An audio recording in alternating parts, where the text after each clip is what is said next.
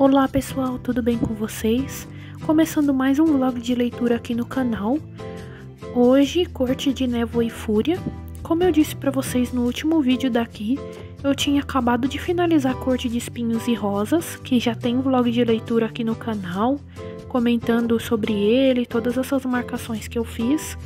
Logo depois de finalizar ele, na mesma noite, eu já comecei Corte de Névoa e Fúria, porque a leitura é muito fluida e muito intrigante. Então, no meu primeiro dia de leitura, que foi ontem, eu só fiz um sprint durante a noite, mas como eu li bastante, eu já consegui chegar na página 80 e já vou conversar com vocês sobre o que aconteceu até agora. Antes de ir, então, para os acontecimentos, essa foi a cartela que eu escolhi para marcar. Ela combina bastante com a capa, na minha opinião. A única cor que eu não estou usando é esse verde, só que os tons de laranja e amarelo eu estou usando, então estão ficando marcações bem bonitinhas. Sobre o Color Code, então, ele ficou assim. Eu ainda não escrevi o que cada cor significa, mas ele ficou bem bonitinho. E como no outro livro, ele também tem um mapa aqui das terras féricas e das terras mortais, que é um mapa relativamente simples, mas interessante também. Agora sim, vamos para os acontecimentos do livro. Essas primeiras páginas do livro são 3 meses depois dos acontecimentos de Corte de Espinhos e Rosas. Então, nesse início, a Feyre está tentando se acostumar com o corpo dela de Grã Férica, porque antes ela era humana. Ela está passando por um momento muito difícil da vida, porque ela se sente muito culpada por tudo o que ela fez sobre a montanha. Aqueles dois seres que ela matou para salvar o Grão-Senhor dela. Então ela tá passando por um momento de muita dificuldade com toda essa adaptação. Agora ela tá vivendo com o Temlin. Ele propôs casamento para ela, então ela tá nesse momento também de preparação do casamento. Ela quer ter outras atividades, como acompanhar ele em caçadas ou algo assim, por exemplo, ter uma vida mais ativa. Só que ele tem uma mania de super proteção com ela e mal deixa ela sair de lá. Então ela tá meio ali como uma prisioneira, de certa forma, porque ele não deixa ela ter liberdade nenhuma. Ela sempre pede pra ele, conversa com Lucien também sobre isso. Só que eles sempre enrolam ela e dizem o quanto é importante ela estar segura, mesmo que isso não seja a vontade dela, mesmo que ela, na época de humana dela, que ela era muito mais frágil, ela tinha toda a liberdade que ela queria, e agora como Grã Férica, que ela poderia ter mais liberdade, ela não tem. Então ela se sente bem mal com isso. Esses momentos difíceis que ela tá passando também, que eu falei com vocês, ela tem vários pesadelos à noite, só que o Temlin não ajuda ela nesse aspecto. Eu estou falando isso porque mais pra frente isso vai fazer diferença. Toda essa questão da liberdade dela, ele também ter falado pra ela que não existe nada como Grã-Senhora, mesmo que ela case com o Temlin. E também toda essa questão dela não ter um apoio moral dele nesse momento difícil. Tudo isso vai fazer diferença depois, por isso que eu tô comentando com vocês. Mas esse início é mais focado nisso. Bom, então chega o temido dia do casamento pra Feyre, que ela não queria ser o centro das atenções. O vestido dela ela não gosta. Uma moça grã sacerdotisa, amiga do Temlin, estava ajudando ela nisso, então ela se sente um pouco melhor. Mas de qualquer forma ela estava muito nervosa com aquela data, e quando chega ela trava no meio do caminho e não consegue ir até o Temlin no altar. Nesse momento, na mente dela, ela implora para que qualquer um salve ela, e quem escuta isso é o Rhysand. Isso porque no último livro, como eu comentei com vocês, eles fazem um acordo em que ele enche os braços dela de tatuagens, e isso cria um laço entre eles, que ela consegue inconscientemente mandar pensamentos pra ele. Ela descobre isso só depois, mas ele que aparece no casamento dela então e tira ela de lá pra cumprir o acordo dela passar uma semana com ele durante os meses da vida dela. Esse momento é extremamente interessante, extremamente bom. Eu adoro eles dois. Como vocês já devem imaginar, ou como vocês já devem saber, caso vocês tenham lido, eles dois que vão ficar juntos. Então, essas partes, essas interações deles dois sempre me cativam muito. E aí, então, ela vai finalmente pra corte noturna pra passar essa uma semana com ele. Então, eu parei na minha leitura justamente nessa uma semana que ela tá passando lá na corte noturna. Tem algumas descrições do local, ela fala que é muito lindo e a gente imagina ele muito lindo mesmo. Essa semana que ela tá por lá, ele tá ensinando ela a ler e a ter escudos protetores na mente dela para que ninguém possa ficar entrando igual ele faz. Então ele tá muito preocupado realmente com a autonomia dela, a liberdade dela e a proteção dela também. Nesse período também ela conhece a prima dele, que é a Morrigan, que também é uma personagem que vai se tornar muito importante no futuro. E além dessas aulas que ela tem com ele de leitura e tudo mais, ele também conversa com ela sobre o novo corpo dela como Gran-Feérica e algumas informações interessantes. Uma das informações mais interessantes é essa, em que o Rhysand diz que ela é mais forte do que o normal para os grãos feéricos e que ela poderia investigar se alguma coisa foi passada para ela quando todos aqueles grãos senhores dividiram um pouco de si para reviver ela no final de Corte de Espinhos e Rosas. Então essa é uma informação muito interessante que com certeza vai ter desenvolvimento mais pra frente e que eu tô bem curiosa. Mas de maneira geral, esse foi o início desse segundo livro da série. Com certeza a parte que eu mais gosto são as interações entre a Feyre e o Rhys. Eu estou muito ansiosa para continuar a leitura. Já fiz bastante marcações, como vocês podem ver, muito mais das que tinha antes. E em breve eu volto a conversar com vocês sobre o que aconteceu no meu segundo dia. Olá pessoal, vou conversar agora com vocês sobre o meu segundo dia de leitura. Como eu conversei o meu primeiro, eu parei na página 80, que eu tinha lido durante a noite. E agora eu parei aqui na página 204, então eu li bastante nesse segundo dia, 120 páginas mais ou menos. Mas então vou conversar com vocês sobre o que aconteceu nesse período. Essa parte teve acontecimentos muito interessantes, mas acho que foi mais focado em informações. Aqui começa com o finalzinho da primeira semana do trato da Feyre com o Rhys. Como eu conversei com vocês, ela já estava passando pela primeira semana do acordo com ele. E aí aqui logo nesse início já acaba essa primeira semana e ela volta para o lugar onde ela vive normalmente com o Tamlin. Quando ela chega lá, apesar dele parecer preocupado, ele tá mais interessado nas informações que ela pode dar a ele do território do Rhysand. Então ela já acha aquilo um pouco estranho, mas ainda assim ela se esforça para lembrar de tudo, contar tudo a ele, porque ele e o Lucien sempre falam ali que ela pode estar sendo manipulada por ele de alguma forma. Então ela fica preocupada com isso, não quer ser manipulada pelo Rhysand, que todo mundo fala que é um vilão. E então ela conta tudo o que ela lembra sobre o território dele para o Grão-Senhor. Ela passa algum tempo lá, ela volta a ter vários problemas ali com a questão da liberdade dela e também com os pesadelos. Tem uma cena em que ela fica brava e até cria um escudo em torno dela em que o Tamlin não consegue chegar. E ele fala pra ela que vai tentar mudar, que vai tentar melhorar, mas isso dura pouco tempo. Depois ela se vê presa de novo e de uma forma muito pior. É nessa hora então que acontece aquela cena em que o Tamlin prende ela lá de verdade, coloca escudos protetores em volta da casa para ela não poder sair. Todo mundo pode entrar e sair, menos ela. E isso deixa ela muito ansiosa e muito nervosa, porque ela lembra do tempo que ela estava sob a montanha, que ela se sentia presa. Então para ela é uma tortura muito maior do que seria normalmente, porque além dela estar presa ali e não ter a liberdade dela, ela ainda se sente sufocada. Então com isso, pelo laço do acordo que o Rhysand e a Feyre têm, ele sente que tem alguma coisa errada. Pra não burlar nenhuma regra, ele não vai lá buscar, mas manda a Morrigan buscar ela. Então ela consegue uma liberdade ali, graças ao Rhysand, que envia a prima dele para buscar ela e tirar ela daquele tormento. Então depois disso, de um período de adaptação, a Feyre chega a Velaris, que é o lugar onde é mais mágico aqui desse universo, que é a cidade de luz estelar que fica ali na corte do Rysand. Ele leva ela até lá e especificamente até a Casa do Vento, onde ela pode ser livre e se sentir segura, e é tudo que ela precisa agora. Então ele faz esse grande favor para ela. Ele sempre tá falando que ele se preocupa com ela, que ele tem tempo para ela no momento em que ela quiser.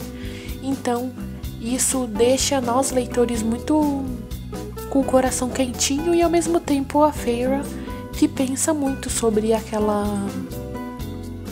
personalidade que todos dizem que ele tem, que ele é frio, que ele é violento, e ele é totalmente o contrário com ela. Então ela fica com um pé atrás, mas ainda assim eu acho que ela aprecia muito o que ele tá fazendo por ela, ainda mais nesse momento tão difícil que ela tá vivendo. Então a próxima cena mais interessante aqui é um jantar que o Rysand convida a Feyre para ir, que vai ter o círculo íntimo dele lá, que é a Morrigan e alguns outros amigos que ele tem, pessoas que ele colocou para guarda dele, para guarda da área dele, e amigos que ele considera como família. Ele diz que ele gostaria de trabalhar com a Feyre em coisas importantes e que esse jantar vai ser interessante para ela conhecer os amigos dele, ver com quem ela poderia trabalhar e decidir se ela vai fazer isso ou não. Então, acima de tudo, ele dá uma escolha para ela.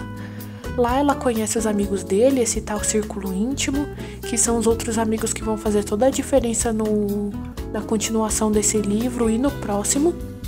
Ela conhece as histórias deles, eles conversam muito sobre seus passados e contam tudo pra ela, o que já é uma coisa importante, porque diferente do Tamlin, que esconde muitas coisas dela, o Rysand e os amigos dele são super abertos quanto a isso, contam informações e coisas sobre eles, fatos sobre eles pra ela, e aí ela se sente acolhida e pode decidir verdadeiramente se ela vai trabalhar com eles ou não.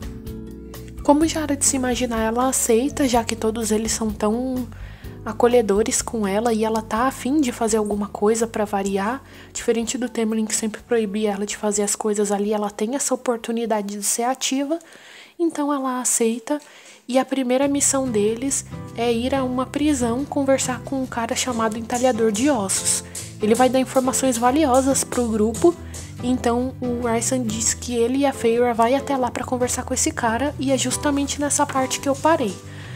Eu tô bem ansiosa para ver essa cena, eu não lembro muita coisa e as informações que ele vai passar, então acho que vai ser muito interessante. Então eu parei aqui no capítulo 18, na página 204, e em breve eu volto a conversar com vocês sobre os meus progressos do terceiro dia de leitura. Mais um dia de leitura concluído e vim conversar com vocês sobre o que aconteceu no meu terceiro dia de leitura. Como eu disse pra vocês, quinta eu li até a 80, sexta eu li até a 204 e então eu parti da 204 até a 346 e vou conversar com vocês sobre o que aconteceu nesse período. Começando então com a parte que eu disse pra vocês que eu tinha parado, em que a Feyre e o Rhys estavam com uma missão atual de ir até a prisão e conversar com o Entalhador de Ossos. Essa parte é bem interessante porque ele tem muitas informações para dar, mas ele também toma muitas informações das pessoas que estão lá para ver ele. E para cada pessoa ele toma uma forma diferente. A forma que ele tomou para conversar com a Feyre, por exemplo, ela descreveu como um menino de cabelos pretos, sentado contra a parede mais afastada, os olhos de um azul assombroso.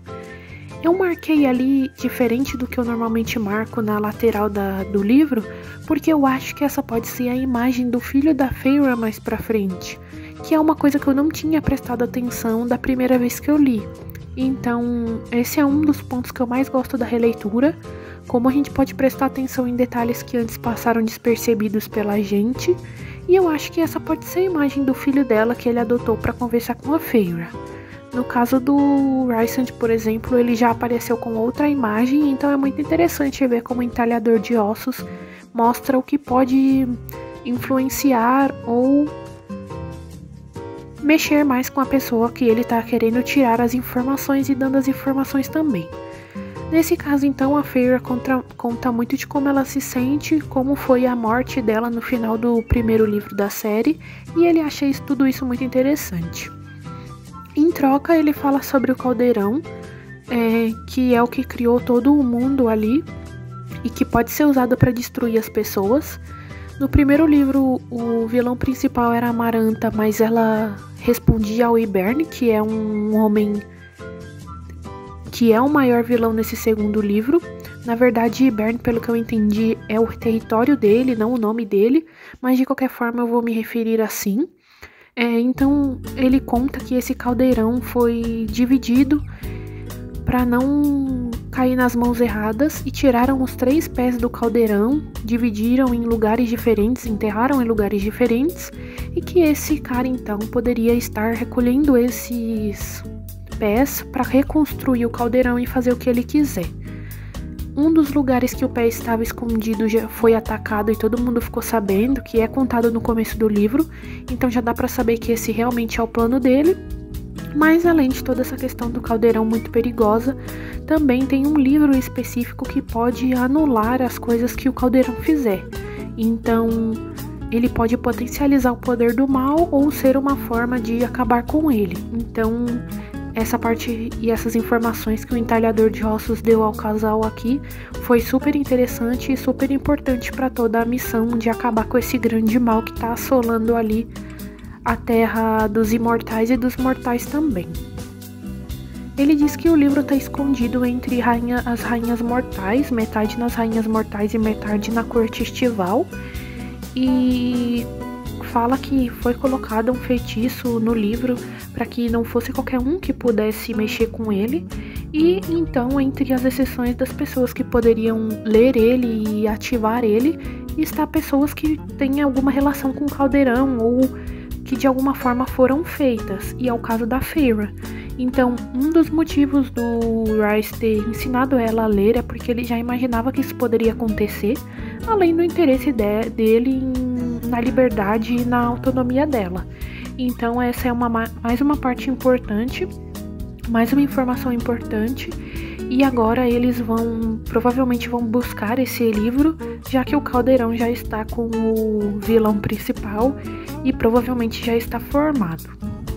Para o Rhys ter certeza de que a Feyre pode buscar esse livro, achar ele e utilizar dele, ele dá uma missão para ela para ver se ela realmente pode rastrear coisas. Então ele envia ela para Tecelã, que tem em seu poder uma coisa do Rhys, e ele diz que ela precisaria rastrear e trazer essa tal coisa para ele. Essa cena foi uma das minhas favoritas na minha primeira leitura desse livro. Foi uma cena bem mais curta, na minha cabeça ela pegava mais capítulos, mas ainda assim é uma cena que eu gosto bastante. Além dessa missão que ele deu para ela de buscar esta coisa que na verdade era um anel, ele também acaba mostrando para ela que ela pode ser independente, forte e lutar sozinha, que ele sabe que ela tá destruída por dentro por tudo que aconteceu no final do primeiro livro, então ele tá sempre colocando ela pra cima, mostrando pra ela que ela é forte e dando liberdade de escolha pra ela, diferente do que o Tamlin tava fazendo. Então, essa parte da missão, além de tudo isso, ensina ela que ela pode, e ela é uma mulher forte. Então, também gosto muito de toda essa ideia do Rhys por trás dessa missão que ele deu para ela. Depois disso, então, ele tem certeza que ela pode rastrear o que é necessário e parte para a parte, então, em que o livro está com as rainhas mortais, ou seja, humanas como a Feyre era um dia. Para isso, ele fala para a Feyre que seria importante eles terem algum lugar no mundo mortal para conversar com elas de uma forma que elas se sintam seguras. Então a Feyre dá a ideia de que seja a antiga casa dela com as irmãs e o pai, e eles vão até lá para conversar com as irmãs da Feyre. Essa parte não é tão interessante porque eu não gosto tanto da família da Feyre assim, mas aos poucos a gente também vai entendendo um pouco mais da família dela. No início do primeiro livro eu simplesmente odiei a família. Nesse segundo a gente já tem um desenvolvimento um pouco diferente, que a gente diminui um pouco desse ódio pelas irmãs dela, por exemplo. Mas ainda assim elas não são personagens muito legais e muito cativantes por enquanto. E aí a parte que eu parei então, depois dessa cena do pessoal ali na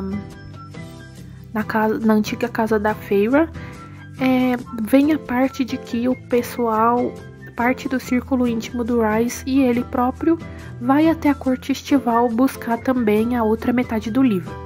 Como eu disse pra vocês, uma parte está nas Terras Mortais e a outra na corte estival, e eles vão pra lá pra ver se a Feyre consegue rastrear esse livro e quem sabe, com muita sorte, roubar ele também.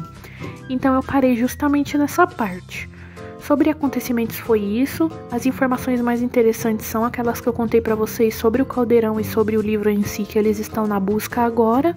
Mas uma parte muito interessante também são os poderes da Feyre, que estão se desenvolvendo cada vez mais. Ela está descobrindo que realmente ela está com uma parte de cada grão-senhor que doou um pouco de si para ela. Então ela tem muitos poderes e o Rhys está apoiando ela em todas as fases dessas descobertas, o que são cenas muito interessantes. Esse livro é muito bom, na minha opinião é melhor do que o primeiro. É muito mais cativante e mais fluido, justamente por causa dessas tantas informações sobre o sistema de magia e sobre essas viagens entre os reinos que eu gosto muito, pra gente descobrir as peculiaridades de cada grão-senhor e de cada terra por ali, e ver que a Feyre é feita de cada parte disso é muito interessante também. Então, quando eu continuar a minha leitura, no meu próximo dia, eu volto a conversar com vocês sobre como foi essa busca da metade do livro e o resto dos acontecimentos que tiverem nessa parte então. Lembrando que eu parei aqui na página 346. Olá pessoal, 2 dias se passaram.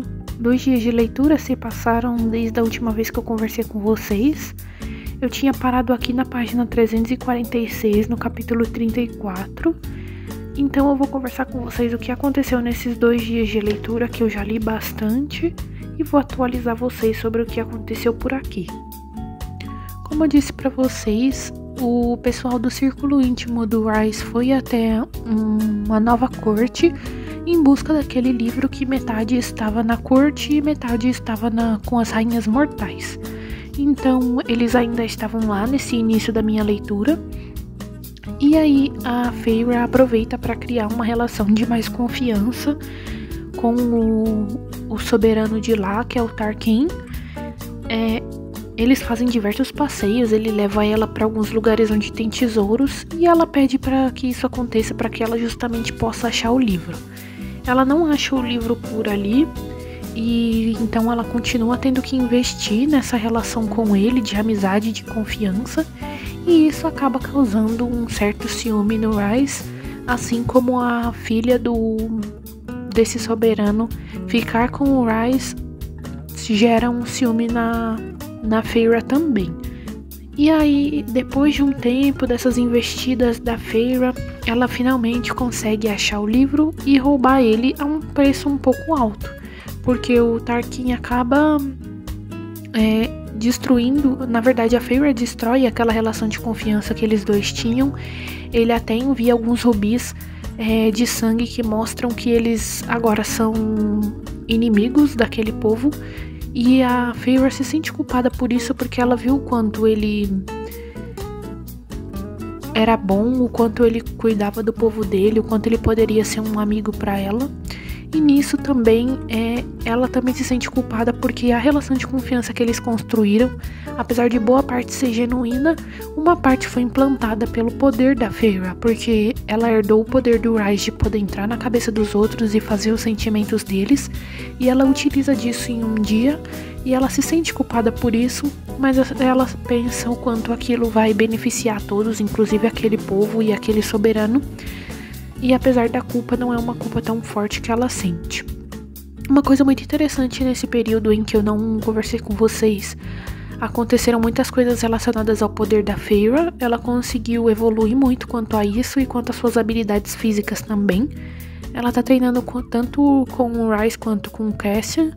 Então ela tá evoluindo muito nessa questão e tá se tornando cada vez mais forte, porque como eu disse pra vocês, o Rhys sempre apoia ela nessa questão da liberdade e da força pessoal dela.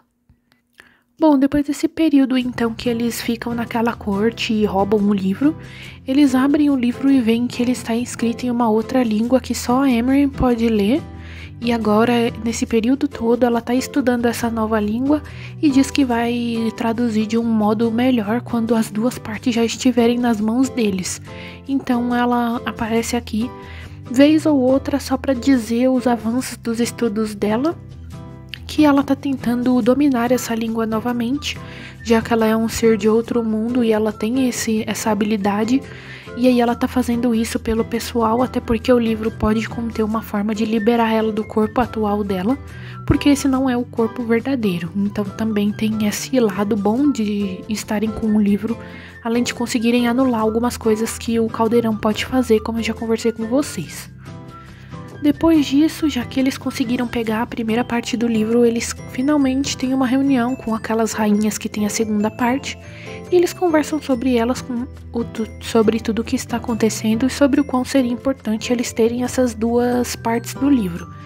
Elas não confiam neles e até pedem uma maneira de confiarem na bondade deles, que eles vão usar aquele livro para algo bom mesmo, apesar delas terem muitos interesses pessoais e parecerem que no fundo elas não querem o bem geral, e sim o bem próprio delas. Então elas ainda pedem isso como uma forma de impedir com que eles consigam essa segunda parte do livro. As pessoas envolvidas nessa questão em geral têm muito egoísmo. Só o grupo principal mesmo, que o círculo íntimo do Ryze, a Feyre e tudo mais, tem esse interesse de salvar as pessoas de verdade. O resto tem muitos interesses pessoais, inclusive de certa forma o Tarkin, que tinha a primeira parte do livro, e eles precisaram de tanto esforço para conseguir roubar. Essa exigência da prova está ainda em curso, nada aconteceu relacionado a isso ainda, mas foi isso que aconteceu sobre essa parte do livro e a busca dele. Depois desses momentos então de tensão, a gente tem alguns momentos tranquilos, como a Queda das Estrelas, em que o principal ali foi o casal Ryze e Feyre. Eles estão em uma relação de muita confiança.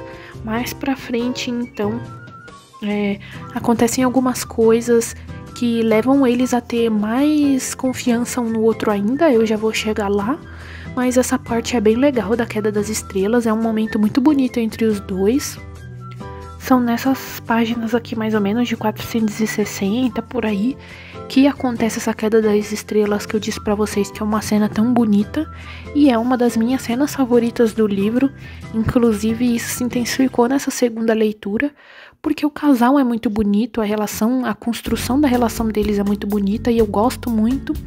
Então essa parte é muito importante pra eles e sempre deixa o meu coração quentinho. Mas então, saindo dessa parte, eu vou contar pra vocês então o que fez eles ficarem ainda mais próximos. Infelizmente foi um momento de muita tensão, porque o Lucien vai atrás da Feyre e fala pra ela voltar para o Temlin, só que ela diz que não.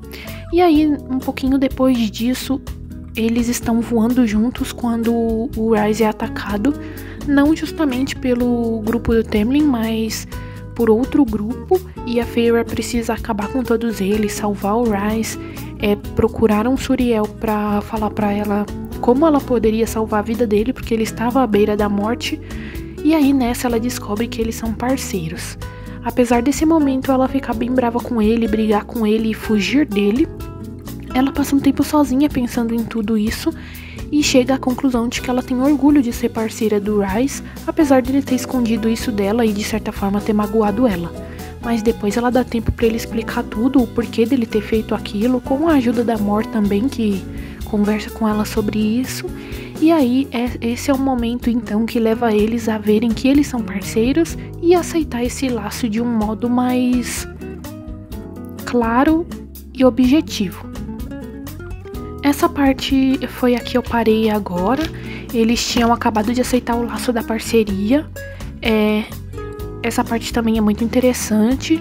Ver como o Suriel conta tudo pra ela, como tudo é feito e a reação dela sobre isso. Mas agora já tá tudo bem e eles já estão juntos de novo. Então eu vou continuar lendo a partir da página 570 agora. Provavelmente mais um dia de leitura eu já finalizo e eu volto a conversar com vocês sobre o que aconteceu no meu último dia de leitura. Bom, pessoal, finalizei a minha leitura de Corte de Névoa e Fúria e vim conversar com vocês sobre o que aconteceu nas últimas páginas. A última vez que eu tinha conversado com vocês, eu tinha parado aqui no capítulo 56, na página 570, então faltava bem pouco para eu finalizar o livro. Esse final foi bem frenético e teve ações muito interessantes. Esse início aqui já tem uma reunião com as Rainhas Mortais, que eu disse para vocês que tinha parte do livro, e tinha pedido para o círculo íntimo do Rhys alguma prova de que eles usariam o livro para o bem. Mesmo contra a vontade de todos, o Rhysand decide mostrar Velaris a elas, mas ainda assim as rainhas não querem entregar o livro e partem conscientemente sem deixar esse livro com eles. Mas depois que elas vão embora, todos veem que uma das rainhas tinha fingido que estava contra eles, mas tinha deixado a metade do livro lá. Ela também deixou uma carta explicando que as outras rainhas que estavam ali com elas não eram necessariamente elas.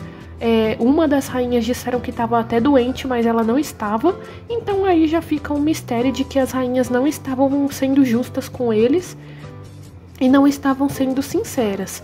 Mas o importante é que essa rainha deixou o livro lá contra a vontade das irmãs. Mais pra frente se descobre que por causa disso ela foi morta. Inclusive eles descobrem isso em um ataque que tem a Velaris, porque eles descobrem que aquelas rainhas, como não estavam sendo sinceras e justas, estavam do lado do mal e mostraram Velaris ao Yberne. Então, nesse momento acontece uma cena muito triste em que Velaris é atacada, o corpo da rainha que entregou o livro para eles também é entregue a eles no território do Rhysand, e aí eles descobrem que ela sofreu tudo isso por querer o bem de todos. Depois dessas cenas, então, todos descobrem que as rainhas estavam do lado do Yberne, e como já teve essa investida contra eles, eles resolvem tomar uma providência rápida e ir até Yberne com as duas partes do livro que agora eles têm, já que eles conseguiram as duas partes com as Rainhas Mortais e na Corte Estival, e vão até lá para ver se eles conseguem de uma vez destruir o caldeirão. Apesar deles terem criado todo um plano para isso e acharem que estavam por dentro de todas as informações, eles descobrem que o Yberne já esperava aquilo, que era uma armadilha. E a Feyre ainda não consegue destruir o caldeirão porque ela é influenciada por ele. Ele tem um poder muito maior do que todos esperavam, só a presença dele já é muito sombria. E a Feyre não consegue fazer a missão dela, que era ler o livro e destruir o caldeirão. Então, além da falha da Feyre, o Yberne aparece por lá. Se descobre que além das rainhas, o Temlin também tinha entregado o círculo íntimo e estava traindo eles. E o Temlin tinha feito um acordo com o Yberne de que, se ele levasse todos lá, ele poderia levar a Feyre para casa e o Yberne faria o que quisesse com o Rhys e a família / círculo íntimo dele. Então, essa parte dá muita raiva, porque além de todas as coisas ruins que o Temlin já tinha feito com a Feyre, ele ainda trai todos eles, acha que tá fazendo o melhor, mas é extremamente egoísta. Então tem toda essa questão de que eles foram traídos por vários lados. Nas cenas finais do livro, a gente mal consegue largar ele, porque além de tudo isso que a gente descobre, também tem o fato de que as irmãs da Feyre são usadas como refém para atacar a Feyre e o Rhys. Então, além de toda essa tensão, elas são mergulhadas no caldeirão e transformadas em granféricas para provar para aquelas rainhas mortais que elas também poderiam fazer isso de uma forma segura. Então as irmãs da Feyre acabam servindo de cobaia para isso. É um momento muito triste para Feyre e para as irmãs dela, porque tudo isso é o pior pesadelo da Feyre. Ela não queria que isso acontecesse.